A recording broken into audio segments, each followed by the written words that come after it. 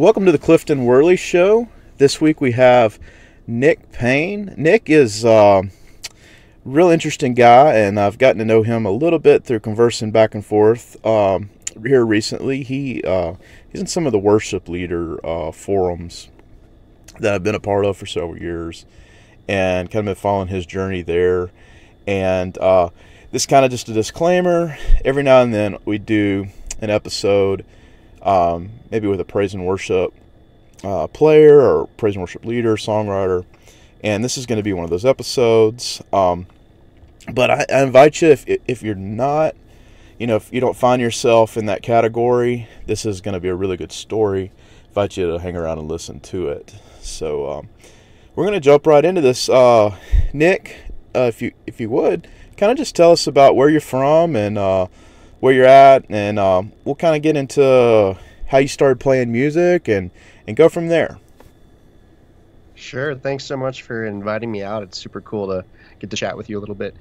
So I live with my wife. I have two children. Me and my family, we live in the Twin Cities in Minnesota. So we're in a suburb sandwiched kind of right between St. Paul and Minneapolis. And I've lived here my whole life. I have lived in some other places intermittently, but I always kind of came back here, the Great White North. And so I do lead worship at a church here called Grace Church, and I've been doing that full time since 2015. But music's kind of always been a part of my story, and certainly always had an influence in my life. Awesome. So been leading worship for 3 years. Kind of take us back to the beginning of that story. Where did you learn to play music? Kind of what was motivating the driving force for you back then?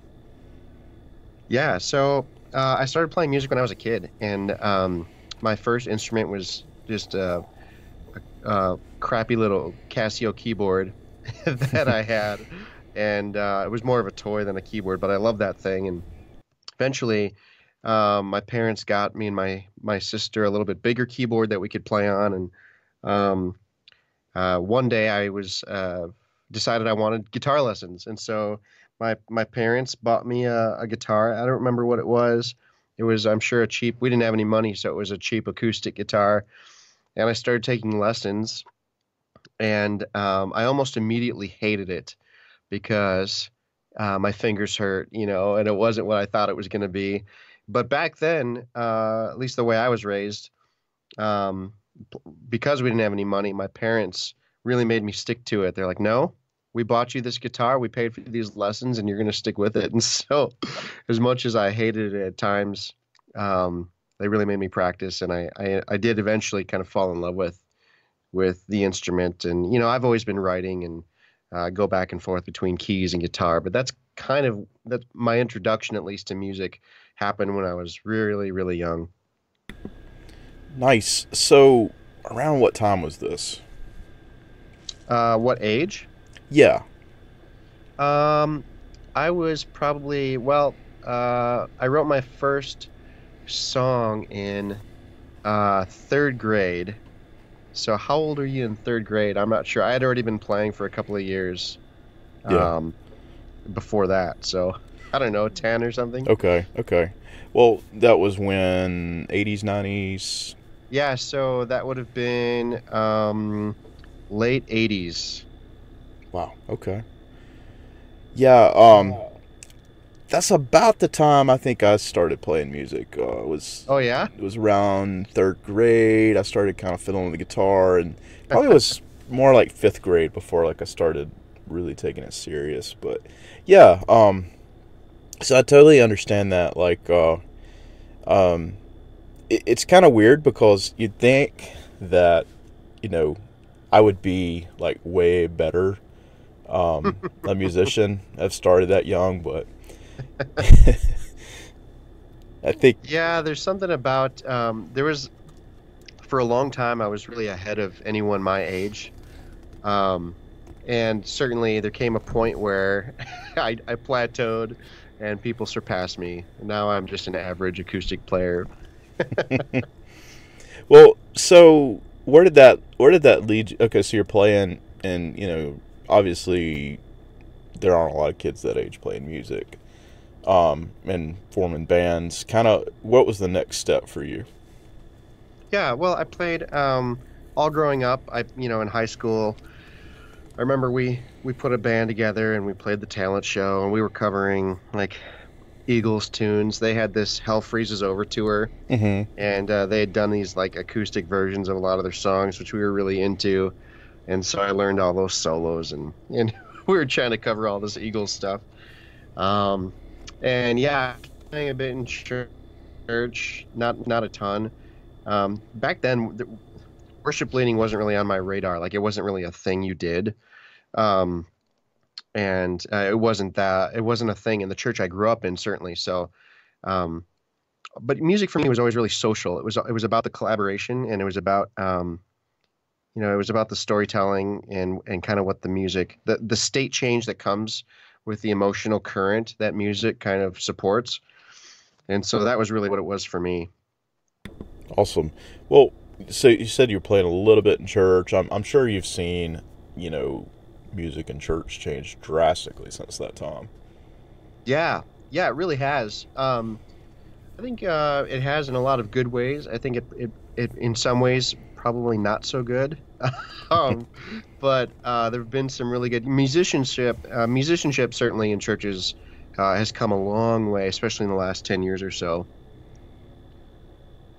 Well, what were you doing, you know, outside of church? You were playing in bands and stuff? Did that ever lead? Did you have any ambitions there of, you know, playing pro or?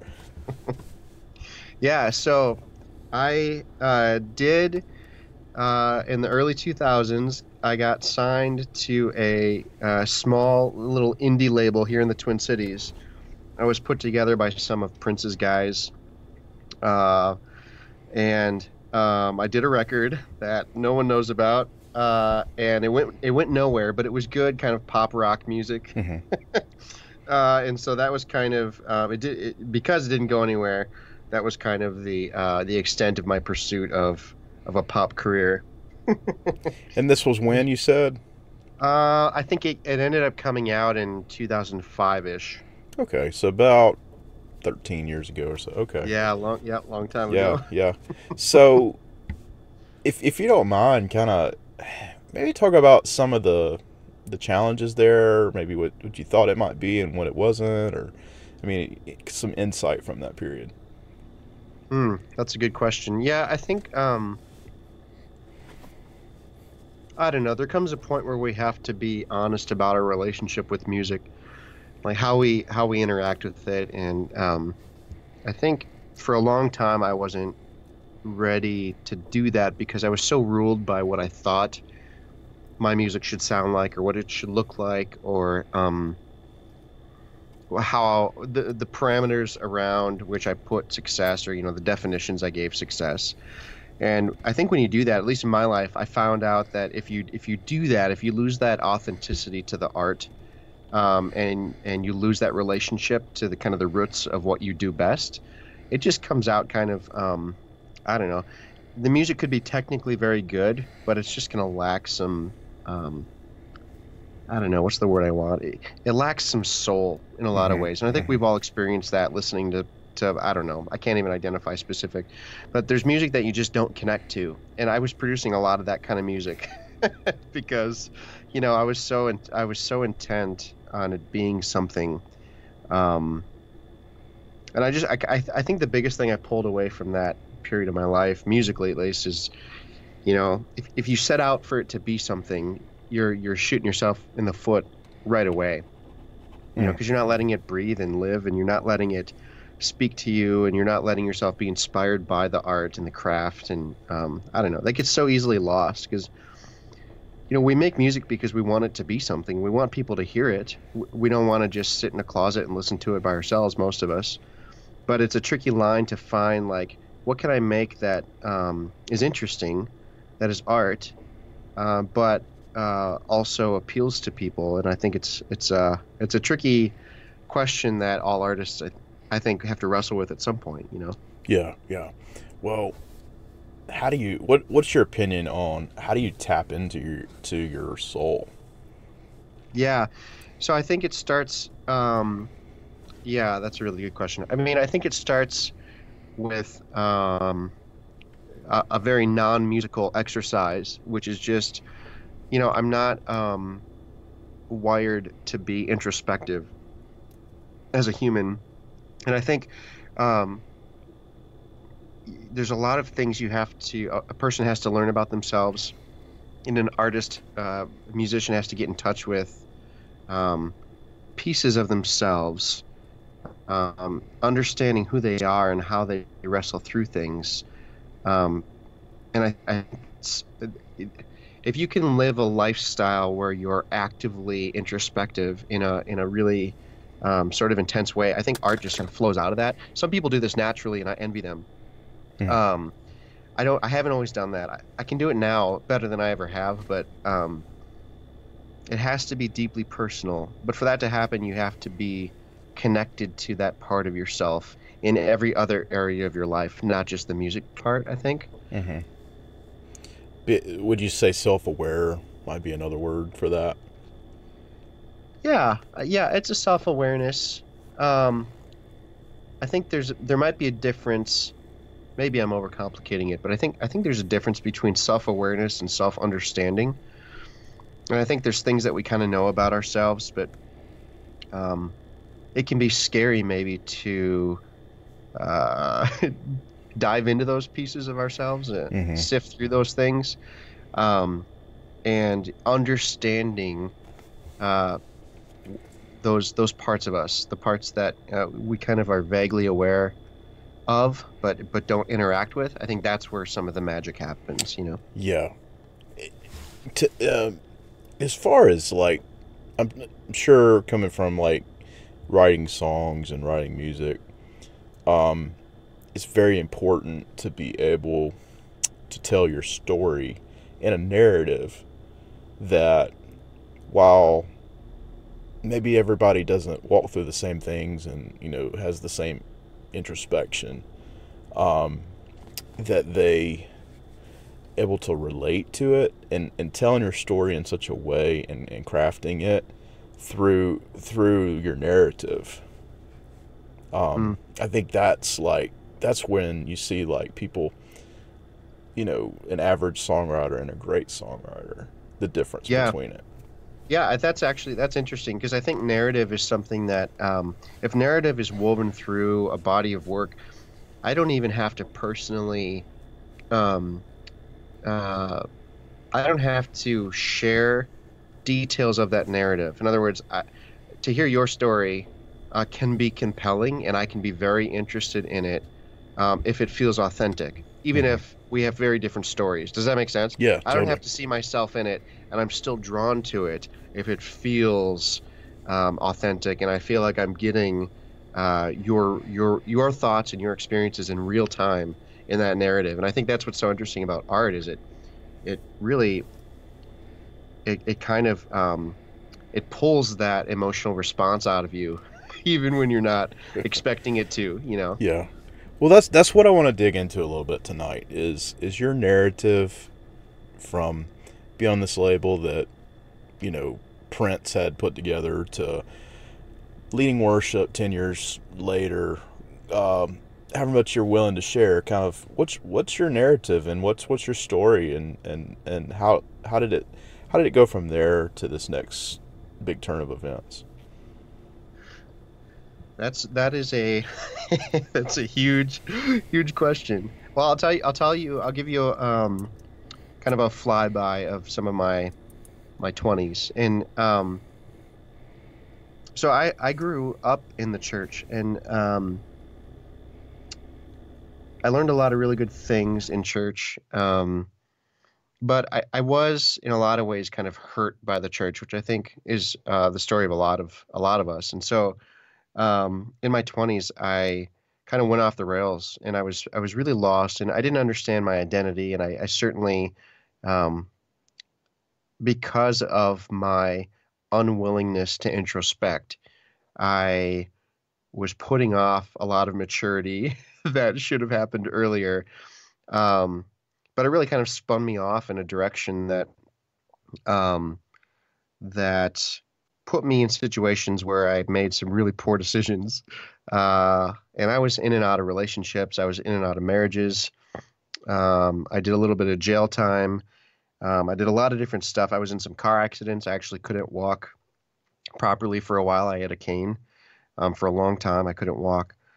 Um, and I think it took a decade maybe of really earnestly searching in the midst of pain, in the midst of feeling all these really horrible things. Um, I got to a place where I didn't have anything left. So I'd kind of lost everything, both because of decisions I made, things I'd done to myself, but also just tragic, horrible things that happened to me in my life. And I ended up at this place where I'd come to the end of my own ability in every area of my life, relationally, physically, emotionally, spiritually, even. Like there's just nothing. I didn't have anything left, and it's an interesting thing to be in that place, the dark night of the soul, as it were, when you've kind of hit rock bottom, which I think is different for everyone, but um, when you have on you layers of addiction and sorrow and all these kinds of horrible things, um, I don't know. It's interesting because looking back on it, um, there's so much sort of beauty I see now in that journey. Um, in the midst of the tragedy, I see a different perspective. There's just a different perspective I have now looking back on it, and I don't know. I should probably be able to write more music based on those experiences than I am or than I do. But I think even if my writing now doesn't have very forward narrative around those stories and those experiences I had in my life, there's still an emotional narrative and current that comes out in my writing that the music tells, because these things that happened to me and these things I did are irrevocably part of who I am. Yeah. My chorus being, it's our experiences that shape us in a lot of ways. And so I think it still is reflected in the things that I write and the things that I do and the passions that I have. I think even talking to you now, I mean, I just think that people that encounter me probably hear and experience some of my history uh, on purpose or inadvertently, just through the emotional, the thing I carry, if that makes sense. Yeah. Yeah. So, I can't help but think sometimes, and I've seen people who struggle with, what am I, and Mm, sometimes over the course of age and time and circumstances, what you think you are changes, and like you said, hitting rock bottom, sometimes you realize, where your identity maybe really lays and where to build your life on from that moment.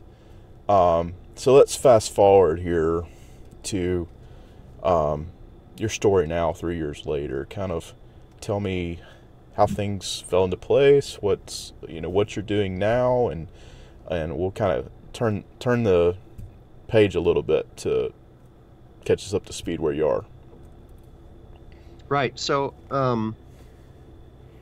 uh, April 2nd, 2010, I had an experience, and I either, kind of became a Christian for the first time, or there was some sort of supernatural thing that occurred in my life that I had never experienced before.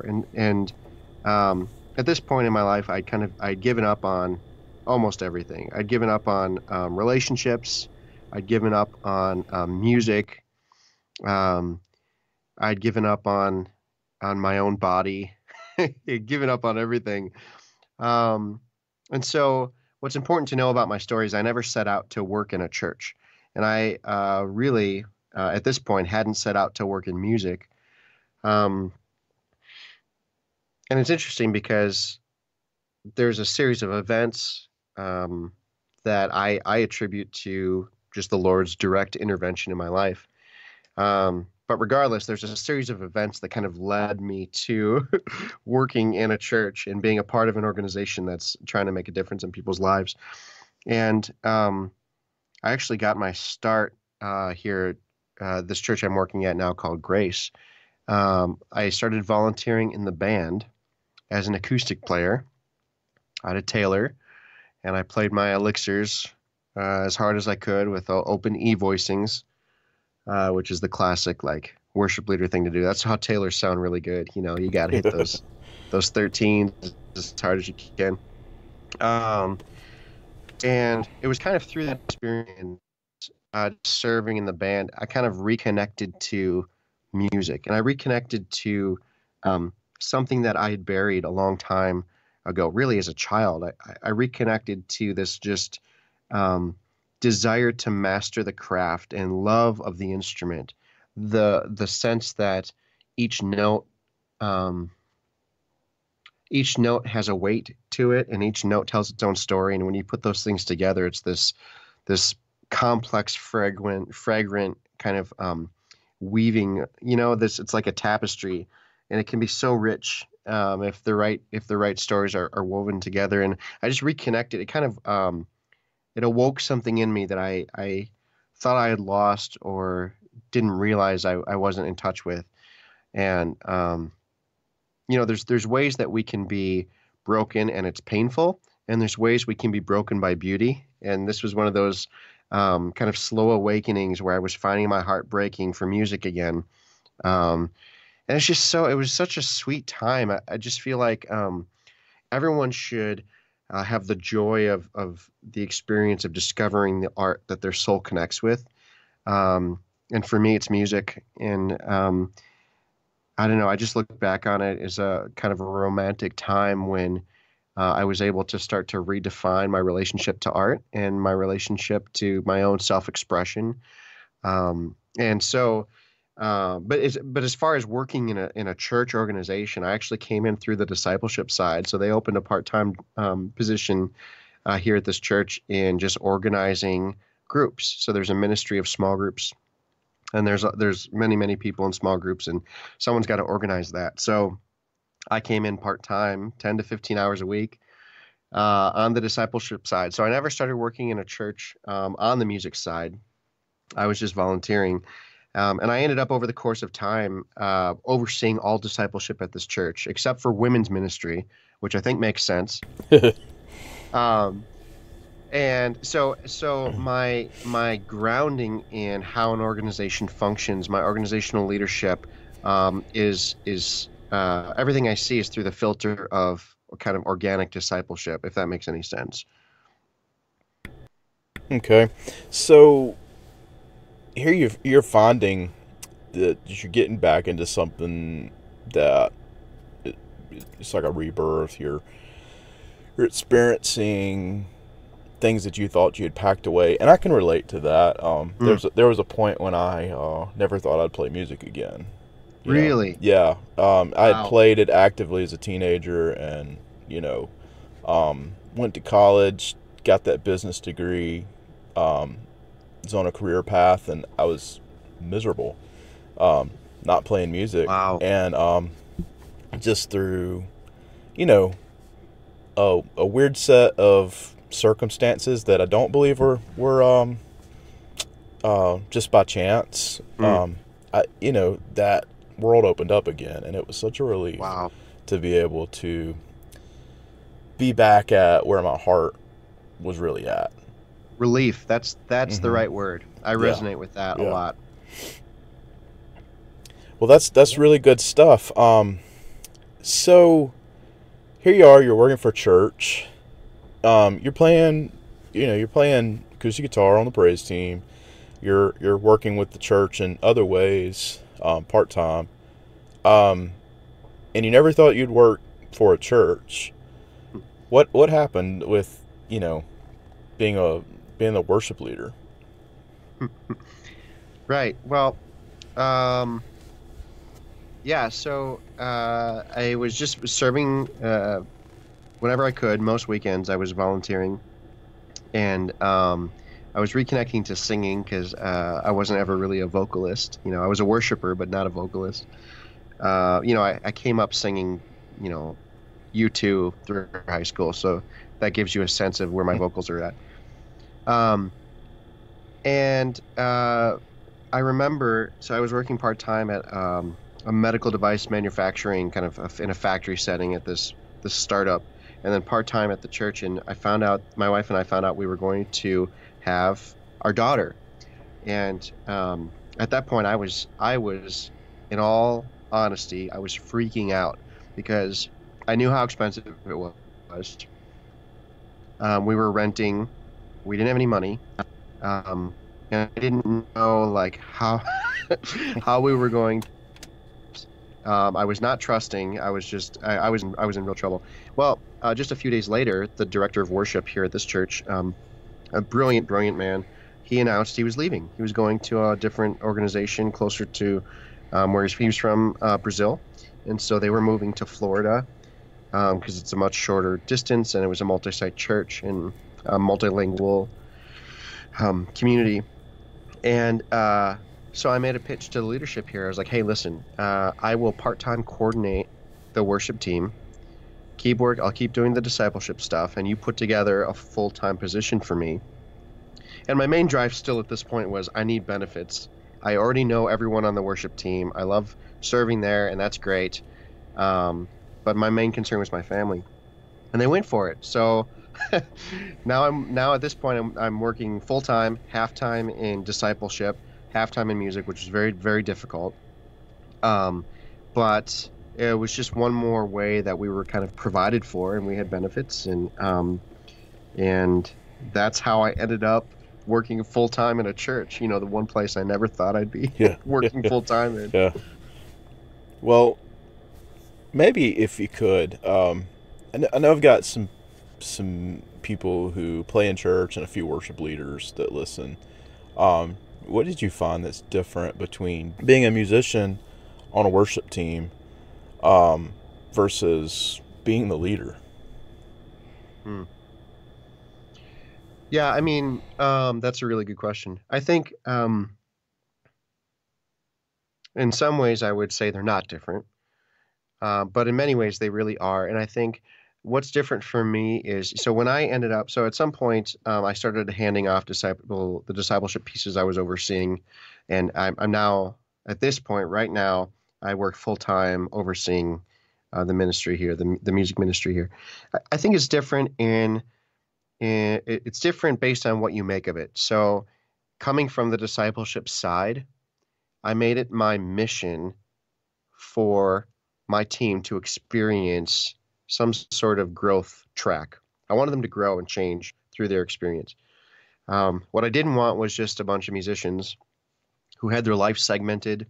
So they kind of went to church on the weekend, they went to work during the week, and they kind of served, they just gave their gift, and it was compartmentalized to a few hours on the weekend.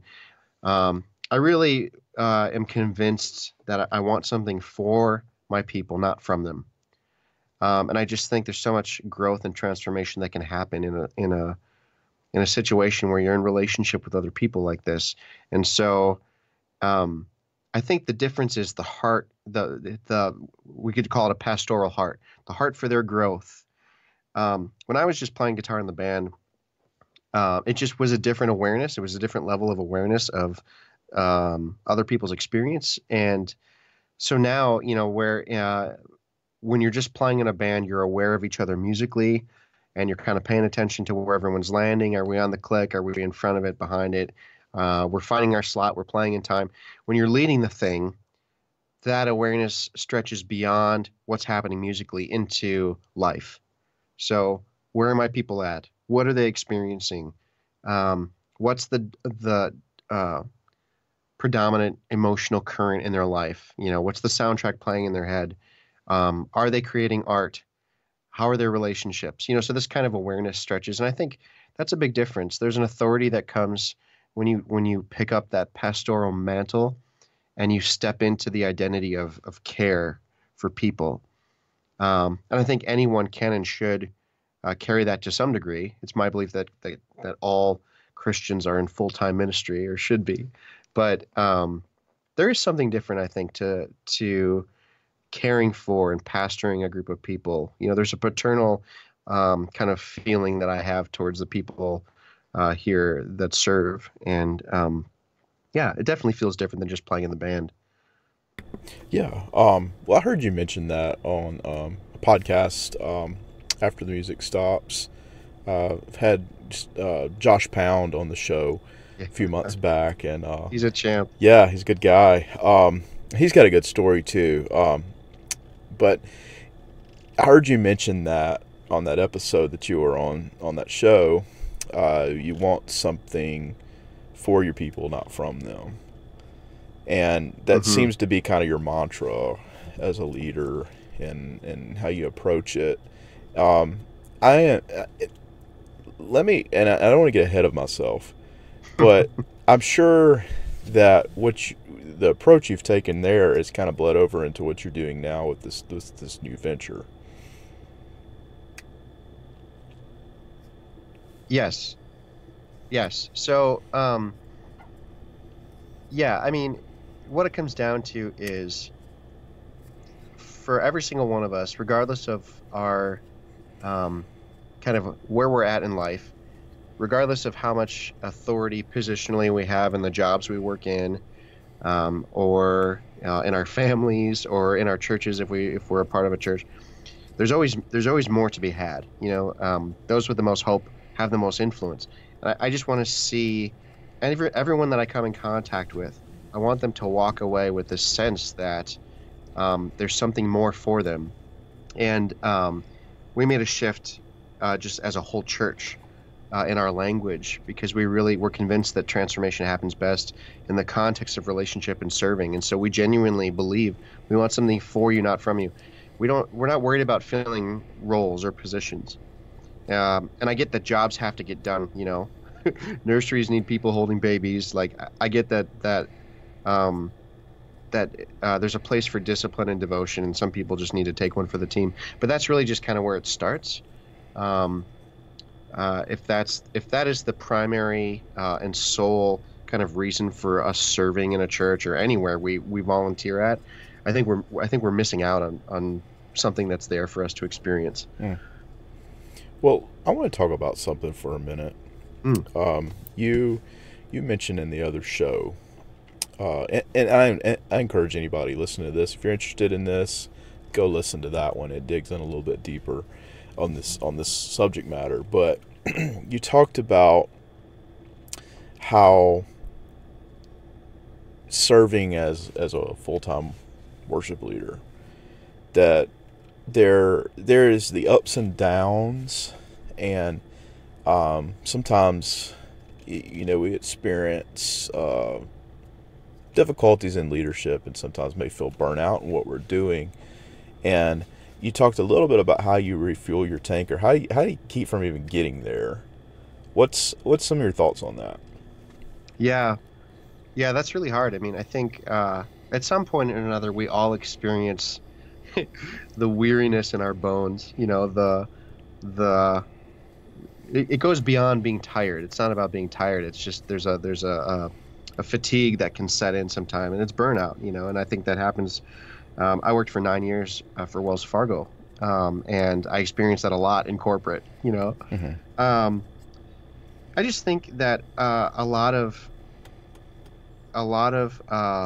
heading off burnout comes from um, first of all having that self-awareness and understanding to see the symptoms ahead of time. Um, and I think there's a lot of little things we can do. Find your what we say in the Christian world, the Sabbath, your time Hmm. when you can kind of go off on your own and do your own thing, or find those things that refuel you. It's really, really important to figure out what recharges you. If you don't know what it is, which I didn't for a long time, but it's really important that you find those things and do those. And I think those are great. But um, in the ideal scenario, you just wouldn't experience burnout in the first place. The only way that I've found that to work ever is to have a really kind of clear understanding of your identity. And what I mean by that is to have a kind of a clear picture of the truest things about yourself. So something we do as humans, this is just who we are in a lot of ways. We identify our we identify ourselves with what we do. So that's one of the first things, you meet someone, you shake their hand, you say, "So what do you do?" Because you're trying to get a grasp on who this person is. Um, and the minute you identify yourself with what you do, when that thing that your identity is wrapped in starts to go south, it's immediately going to have implications for how you see yourself. And I think that's the danger, and that's what we all. It's so easy to fall in because we're so passionate at success, and in the church world, we sometimes over spiritualize it. We're trying to do this for the church, and we want people to, hear about Jesus and all that kind of stuff, and that's great, but it can't be the corest thing of who we are. It can't be the most important thing, and it can't be the primary filter that we use when we look at ourselves. Does that make sense?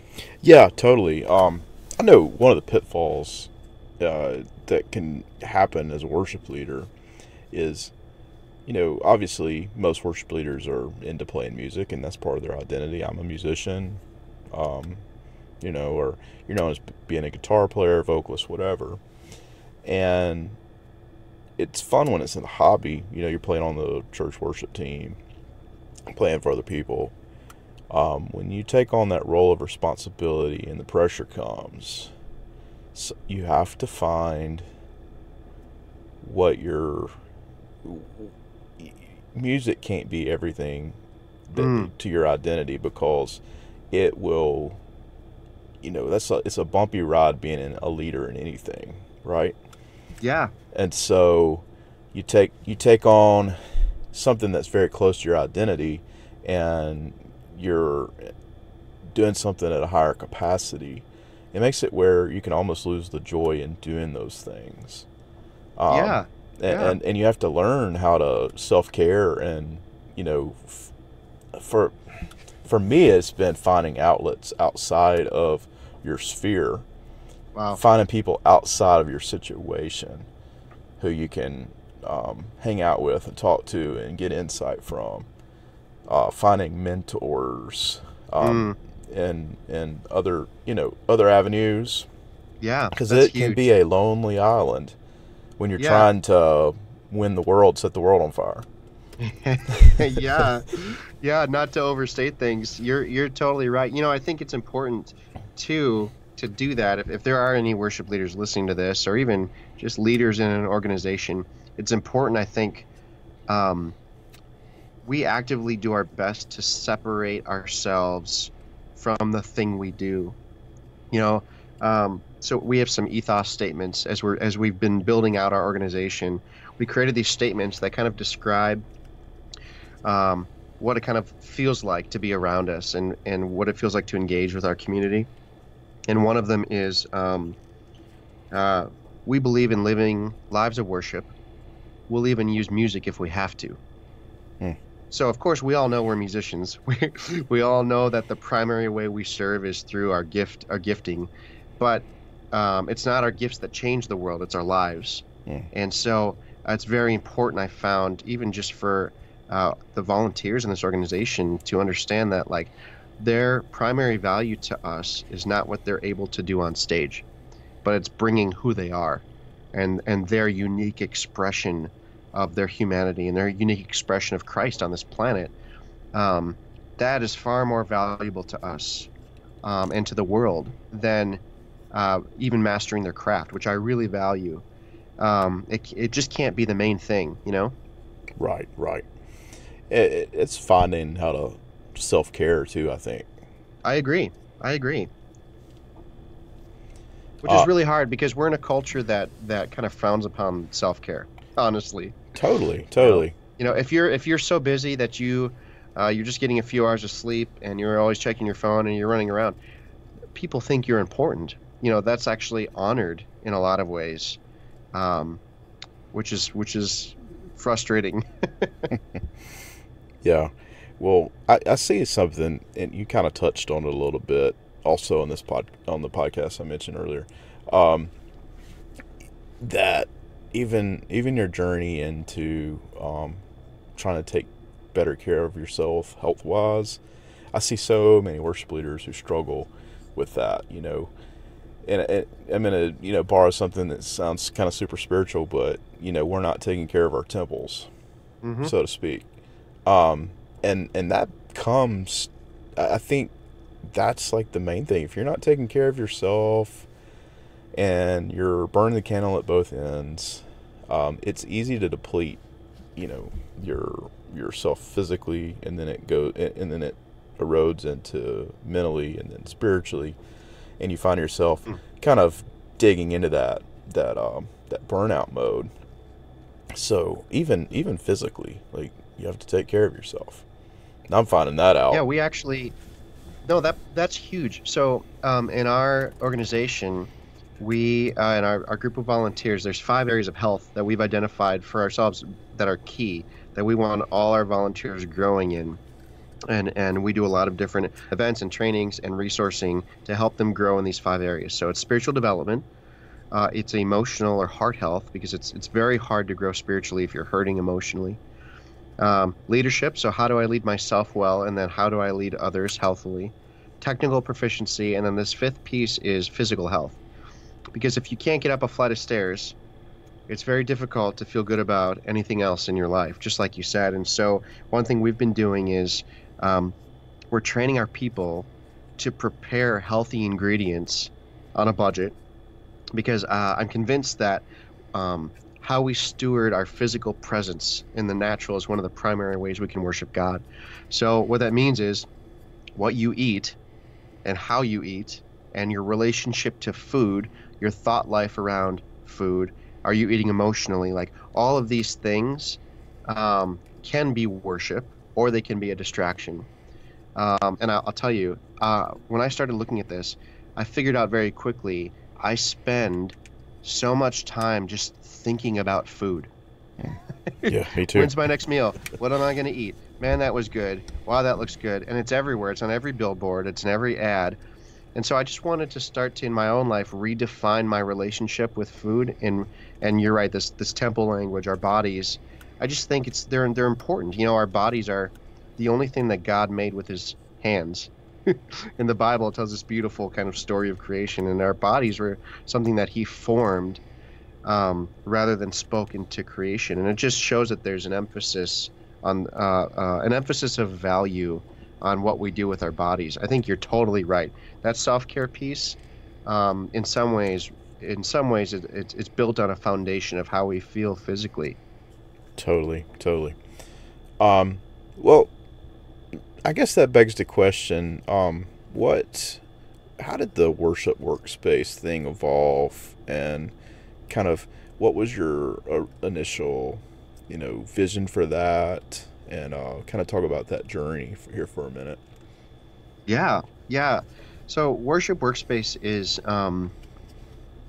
it's a collaborative environment, and it was kind of born out of this idea that there's a lot of really amazing kind of video curriculums. Um, uh, there's all sorts of stuff you can sit down and watch. I love Worship U. I've spent a ton of time going through Worship U. Rick Payne just came out with this video curriculum. It's good, really good teaching. But at the end of the day, you're still just watching videos, you know? And on Worship U, you can watch someone like Jeremy Riddle, who, if you don't know who he is, he's a kind of sought after worship leader who has some very effective ministry. So you can either watch a video of his teaching, or you can meet him face to face and just talk to him yourself. And that was really my hope. Like, what if we could get access to some of these folks that have shaped us, and get some FaceTime in the context of community, right? Mm-hmm. And get materials that we can wrestle with. It was this idea that for a price that almost anyone can afford, we're going to level up. We're going to have an intentional space where we are pouring into each other. And that was kind of the hope with this, with Worship Workspace, is something that, when you have some skin in the game, you're invested in a different way. And I wanted to create something where we would have access to world-class training, in leadership, in leading worship, in music, technical proficiency, the practicals of running an organization, all these things, but be able to wrestle through it together. A family is safe, and you can take leaps of faith in a family, and you can try things, you can experiment, and you have the safety of your family around you. And that's kind of what I was hoping. Um, I really want that experience for everyone, because Mm. you're right. Leading worship can feel like we're alone, and any organizational leader in any paradigm, it can really feel very lonely. You Mm-hmm. know? Yeah, I totally like get what you're going with it, having the skin in the game, because you see online communities like Facebook groups, for instance. They're free. You get in and you start a group, and it feels very organic. And then sometimes if they blow up, you get people in there who don't get the community, Mm, and it turns into people, uh, maybe it's not like a safe place to share those ideas anymore. yeah. I truly love I'm a part of a couple of different Facebook forums, and I love them, and I love the community that's there, Right.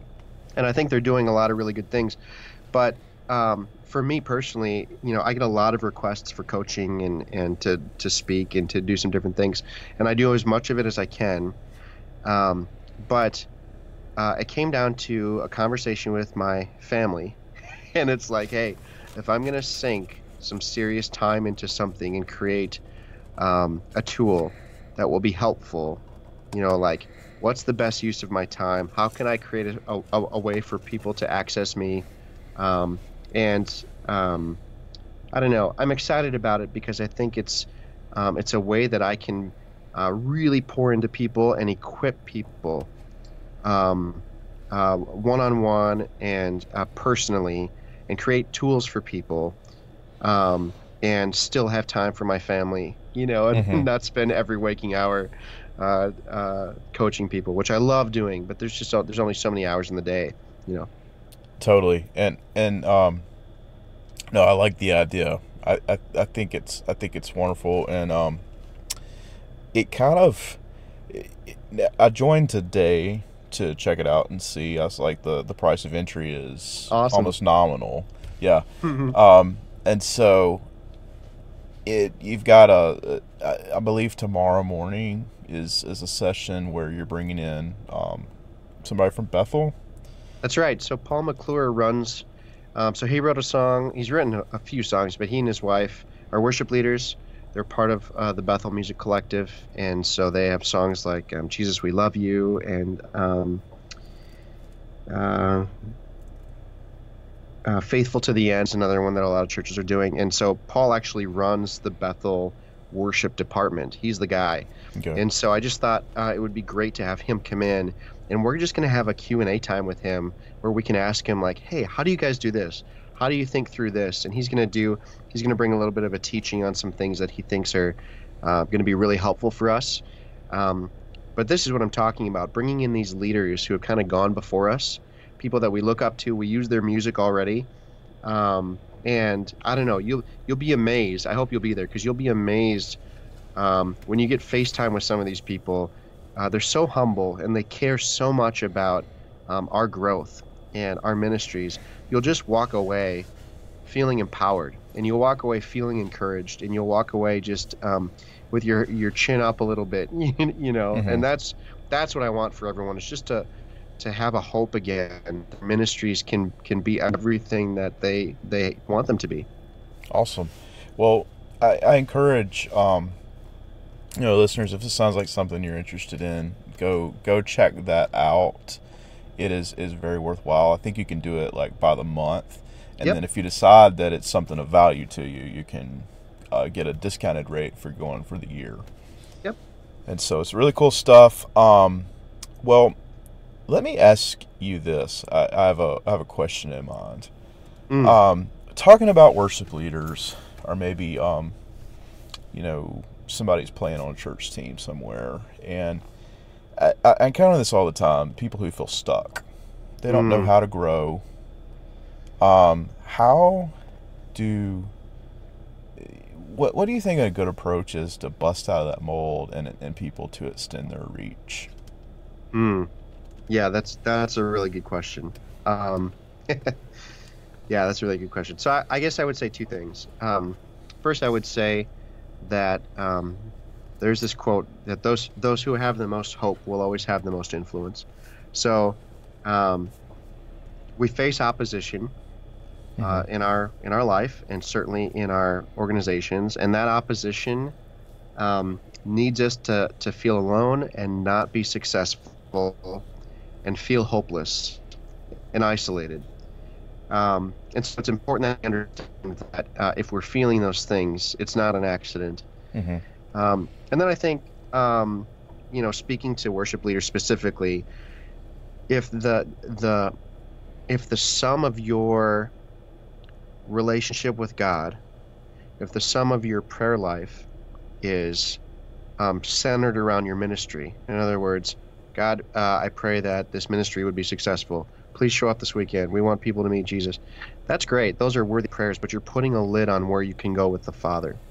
Mm. Because the win in the end is the presence of God, not success in your ministry. And so I think to kind of experience breakthrough, I would keep the main things the main things. You know, it's kind of like the script, seek first the kingdom and all these things will be added, right? Totally. Spiritual authority gives birth to every other kind of authority. And any sort of influence I've been given in my life has come out of relationship with the Father. The most intimidating thing about you should be your relationship with the Father. And I want to walk around with a quiet confidence because I know my Father's heart. I don't question his motives, and that is attractive. And you will find very quickly um, influence and authority will come out of relationship with the Father and understanding of identity. But I would also say this: spiritual authority, in my mind, trumps positional authority. So you can influence up. You can shepherd your own pastors, which I know sounds kind of weird, but if you um, can develop your heart into kind of alignment with God's heart for people, you know, the message of the gospel can't be held down. It's too good. Hmm. It's actually good news, and the abundance that God has for us is too good. Like the life that we have access to. Um, it's too good to be true. And so if you can kind of grow in that authority, um, the rest of the authority will follow, I promise. And I would also say double down on your skill set. Read books on leadership, join mentoring groups, you know, do things like this workspace or other things where you can um, if you are intentionally growing in a direction, you're taking classes, you're mastering your craft, you're reading, uh, that is something you can control. And immediately you'll see benefits in how people interact with you. But secondly, you'll just feel better because it feels good to level up, right? It Hmm. feels good to feel like you've taken some ground and you're going in a direction. If people want to be a part of something that's going somewhere, and I think it's just and I get that it's hard because we have multiple jobs and most of us are doing this part time and we have families and all that. But if you can even carve out 10 minutes somewhere to sit down and become a learner of something, I think that's always my encouragement because you'll walk away from that experience and these kinds of things build momentum. You'll start to get hungry for more things that will just bring you to a greater place of health. It'll build your influence, and you'll be amazed what doors open up for you once you start down this path of development. Does that make sense? Yeah, totally, totally. I think thank you for kind of sharing with that because I know a lot of people in whatever musical situations they are sometimes, and even like going back to your beginning, talking about how you had these aspirations, Yeah. but not knowing how to get there and maybe being disillusioned with. I know a lot of people struggle with that. Like I want to do this music wise or whatever, and they just don't. The journey gets hard. They don't know how to get. Hmm. They don't know how to take the steps to get to where they want to be, to derive happiness from it, and it totally is a journey. Well, I think I'll say this too. Any area of our lives that do not glisten with hope, like a kid on Christmas morning, Mm. and I'm talking about biblical hope. So hope in the world is keeping your fingers crossed. Oh, I hope this happens. I don't know if it will. Biblical hope is joyful anticipation. So a kid knows he's going to open presents on Christmas morning. He just doesn't know when mom and dad are going to get up, right? So any area of your life that does not glisten with hope is a lie. So that is relationships, money, job, thought life, physical health. Because the truth is, as believers, we have access to a power that can move in any area of any of those areas, and God intends to bless us in every area of our life because the message of the gospel is a message of abundance. It's just not based on anything we do. It's based on what Jesus did, right? Mm-hmm. So, if you this is a good litmus test. If you're waking up and you do not feel hope, feel it in your bones, there's a lie somewhere that you're believing. And so I always encourage people to try to identify what that lie is. Usually it has to do with how you see yourself, what you believe about God, what you believe about the world or other people. But there's a lie in there somewhere. And it's really helped me to ask myself that question, like, do I feel hope about this situation? No. Why don't I feel hope? Hope is really all we have. If we don't have hope, we're just like everyone else. Yeah, totally. And the world needs it. The world needs hope more than anything else. So if we don't have it in our own lives, how can we offer it? And how do you untangle those lies out of your thought processes? Yeah. So we're straying into some kind of the Christian walk, to use some Christianese language, but it's all renewing the mind. So it's becoming so convinced of the truth that anything else that's thrown at you just doesn't make sense. It just seems like nonsense, which is part of the journey that we're on, this journey of what we call sanctification, this growth journey as our minds come into alignment with our new reality. So much changes at the moment of salvation, and our minds just need this cognitive reconstruction, to catch up to these realities that sometimes I think even our heart understands a little bit before our mind catches on. But it's knowing the truth. There's this example that pastors always use of bank tellers. I don't even know if this is true, but this idea that when they're teaching them to look for counterfeit bills, they don't actually show them counterfeit bills. They just have them handle real money for so long that eventually during their training they'll slip a counterfeit bill in. That's good. And the teller knows right away because they know the real thing. So we have to become so convinced of our identity and so convinced that God is actually good and actually wants our good, that when we start to believe something else, we know right away that it's not from him, and it's not who we are. Does that make sense? Yeah, totally. We can't do it on our own. We got to renew our minds, and that's why there's a biblical narrative that's so aggressive, take captive every thought, because the last battle, that's where the battle is. It's in our minds, Yeah, that's good stuff. And I think anybody who's struggling, just willing to unpack some of those truths that probably your heart already has encountered before. It's just putting it to work. Yeah, man. I absolutely agree.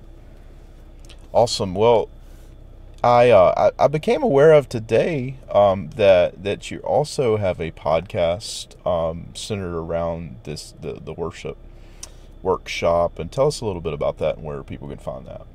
Yeah, so Josh Pound, actually, who's become a good friend, he's putting it together for us, and it can be found on kind of all the podcast places. It's on iTunes, certainly. It's called Worship Workspace. If you just search for Worship Workspace, there's only one episode so far. But what we're going to do is give people a taste of what they can experience in these development sessions. And whether or not you're a worship leader, even if you're just a volunteer, a volunteer in a ministry, you're going to walk away from these things with some really, really good it's not just information, it's something else. There's a feeding of the spirit that happens. I think our first one's with Matt Stinton, who is this amazing songwriter. He's out of Bethel, and uh, that first development session we had was so encouraging because he's talking about culture, and he's got this beautiful take on how do you build culture, and he has this idea that the culture inside of you is the culture you create around you. And I was so moved by that time with him. So I would encourage you guys to go check it out, and we'll keep releasing um, clips of these development sessions, so you can catch up and see if you're if you're not in worship workspace. No, that's incredible what you're doing, and I definitely think that it will resonate with several of leaders who they're searching for something, don't know how quite to attain and get to where they want to go. That's Uh, right. and this is good stuff. So go check it out. Worshipworkspace.com, I believe. You can go there and find all the details. And so thanks again, Nick, for taking your time just to kind of unpack what you're doing and tell your story and your journey. And I hope our listeners enjoy it. Thank you so much. This has been such a privilege, and I've just enjoyed chatting with you, and I'm sure I'll talk to you soon. Hey, thank you so much. Yep, we'll see you.